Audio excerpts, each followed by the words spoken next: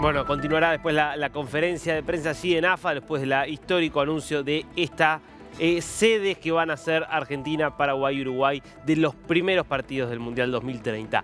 Pero nos quedamos, por supuesto, con Juliana y con lo que está pasando en Europa. Hay una crisis migratoria que realmente preocupa y mucho, y este acuerdo del que nos explicaba Juliana. Primero, perdón, gracias por esperarnos, Juliana. Volvemos con vos para que nos sigas desarrollando un poco qué es lo pactado.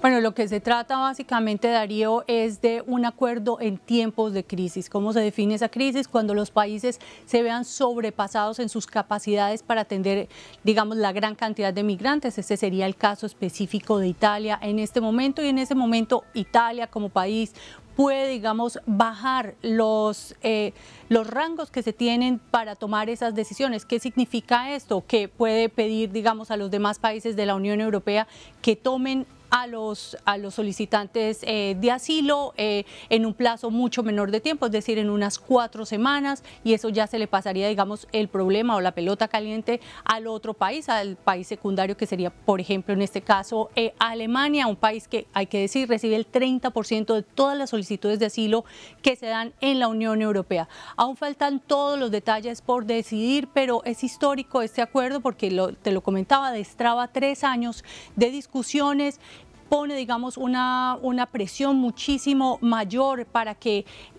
tenga una base de datos, una base de registros con huellas digitales de esos solicitantes de asilo, para que evitar que estén pidiendo en varios lugares un asilo político o un asilo de cualquier tipo aquí en Europa. Y hasta más o menos el mes de abril tiene el Parlamento Europeo para decidir esa reforma, todas las medidas que se tomaron en junio de este año y las que, digamos, se decidieron ayer con ese elemento de la crisis. Pero todavía hay mucha tela de donde cortar, porque digamos que faltan todas las negociaciones de la letra pequeña. La letra pequeña es, por ejemplo, la oposición que hace Italia a que Alemania siga financiando todos estos misiones de rescate, pero también, digamos, lo que hace Alemania de criticar a Italia por tener una mano tan dura y querer evitar cosas como, por ejemplo, que se le otorguen algunos subsidios de escolaridad o de salud a esos solicitantes de asilo. Juliana, ¿cómo describirías la reacción que hubo en el marco político europeo a este acuerdo? ¿Fue en líneas generales de apoyo? ¿Hay sectores que ya han anticipado que van a estar en contra y eventualmente votar en contra en el Parlamento?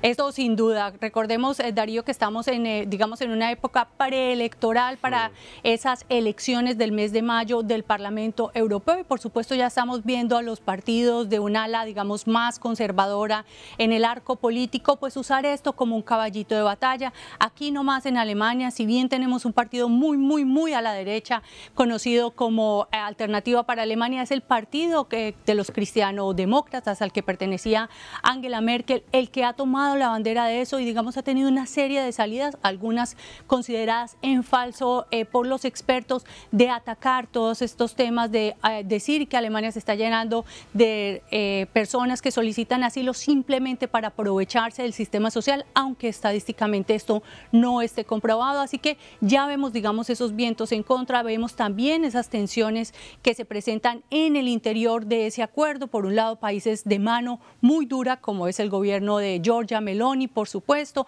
que quieren limitar esa migración a como dé lugar, pero también, como lo dicen algunos expertos, Darío, pues el problema no está resuelto de base, es decir, los países que están, digamos, sacando a las personas de sus lugares de origen, ya sea por temas económicos, por temas climáticos, por temas políticos, pues tampoco están cambiando en ese sentido la situación de raíz. Así que por endurecer esas políticas de asilo no va a necesariamente asustar más a esos migrantes que están huyendo de sus países por necesidades claras. Clarísimo. Juliana, siempre un placer escucharte. Hasta la semana que viene. Así será, hasta la próxima, cuídate mucho.